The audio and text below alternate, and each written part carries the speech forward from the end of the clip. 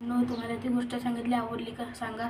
तर आपला मित्र गेलेला आहे, समजलंच असेल. आला बघा माझा मित्र, आला कसा आला आला आला आला कानवे वाली होटमेल आली ई.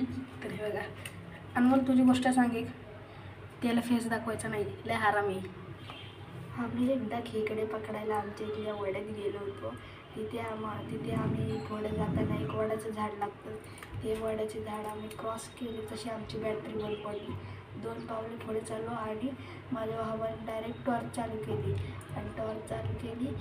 आणि बघतो तर काय समोर डायरेक्ट विहीर होती.